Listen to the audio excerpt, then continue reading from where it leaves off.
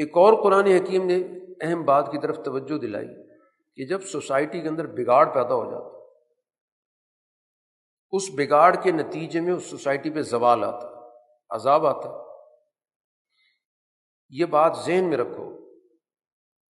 کہ جب سوسائٹی پر کوئی مصیبت آتی ہے، کوئی زوال آتا ہے، کوئی عذاب آتا ہے، تو اس کا ٹارگٹ صرف ظلم پیشہ طبقہ نہیں ہوتا، پوری سوسائٹی اس میں متاثر ہوتی ہے۔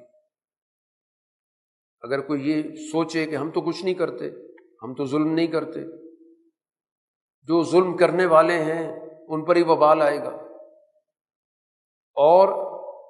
دوسرے لوگ اپنے آپ کو اپنی انفرادی زندگی کے اندر مگن رکھتے ہیں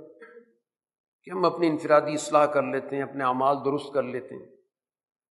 ظلم کرنے والے جانے ان پر مصیبت آئے گی، اللہ تعالیٰ ان سے نمٹ لے گا۔ قرآن کہتا ہے نہیں، واتقوا فتنة لا تصیبن الذین ظلموا منکم خاصہ۔ اس فتنے کے بارے میں چوکنے ہو جاؤ، سمجھدار بنو، ڈرو، جو صرف ظالموں تک محدود نہیں رہے گا۔ جب سوسائٹیاں غلام بنتی ہیں تو اب ساری سوسائٹی تو ظاہر ہے اس جرم میں شریک نہیں ہوتی۔ وجہ کیا ہوتی ہے کہ سوسائٹی کے اندر لوگ ان ظالموں کا ہاتھ پکڑنے والے نہیں رہتے، اور سوچ یہ ہوتی ہے کہ ظلم وہ کر رہے ہیں، ہم تو نہیں کر رہے، تو اگر کوئی مصیبت آئے گی تو ان ظالموں پر آئے گی، ہم پہ تو نہیں آئے گی۔ تو اس سوچ کی نفی کی جا رہی ہے، ایسا نہیں ہوگا۔ جس سوسائٹی پر ظالم طبقہ مسلط ہے، اس سوسائٹی پر جب عذاب آئے گا، زوال آئے گا، تو وہ صرف اس طبقے پر نہیں آئے گا، پوری سوسائٹی پر وہ وبال آئے گا۔ تو اس وجہ سے معاشرے کا اجتماعی جدوجہد کرنا بہت ضروری ہے، اپنے آپ کو بھی ان اثرات سے بچانے کے لیے، چاہے براہ راست ان جرائم کے اندر کوئی شریک نہیں بھی ہے، لیکن جو طاقتور طبقہ ہے، ظالم طبقہ ہے، اس کے ہاتھ میں سارا نظام موجود ہے، اور اسی کی کرتوتوں کی وجہ سے سوسائٹی مصیبت میں پڑ رہی ہے۔ تو اس وجہ سے اس ظالم طبقے کے خلاف جدوجہد کرنا یہ اپنی بقا کی ضرورت ہے، اس کے بغیر تمہاری بقا بھی نہیں ہوگی۔ وہ تو باقی اللہ کے ہاں نظام ہے کہ وہاں پر اس نے ایک ایک آدمی کا حساب کتاب کرنا ہے، تو وہاں پر نیک لوگوں کو ریلیف مل جائے گا، لیکن دنیا کا نظام اجتماع پہ چلتا۔ حدیث میں آتا ہے، رسول اللہ صلی اللہ علیہ وسلم نے ذکر کیا کہ اللہ تعالیٰ نے گزشتہ اقوام میں سے ایک قوم کی تباہی کا فیصلہ کیا، اور فرشتوں کو ذمہ داری دی گئی، جاؤ اس کو تباہ کرو۔ جب وہ وہاں بستی میں پہنچتے ہیں تو ان کو کچھ نیک لوگ نظر آئے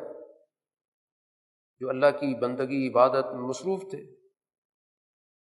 تو اب ان کو خیال آیا کہ اس بستی کو اب اگر تباہ کریں گے تو یہ لوگ بھی مارے جائیں گے، تو وہ واپس پلٹ گئے کہ شاید ہمیں اللہ کا حکم سمجھنے میں غلطی ہوئی ہے، کہیں اور بھیجا گیا ہوگا۔ اور واپس جا کر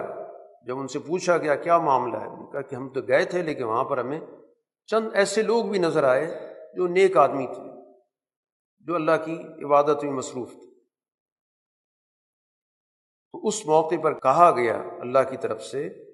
کہ اس پوری بستی کو جا کے تباہ کرو، یہ نیک لوگ جو بھی ہیں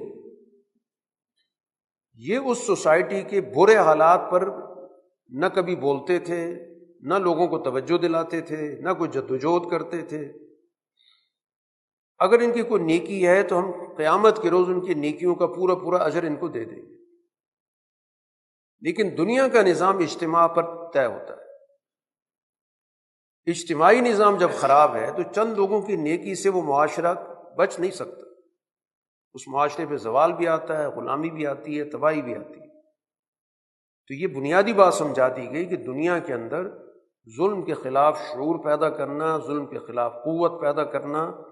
اس کے مطابق پھر حکمت عملی اپنانا، یہ اپنی بقا کی بھی ضرورت ہے، اپنے معاشرے، اپنے ملک کی بقا کی بھی ضرورت ہے۔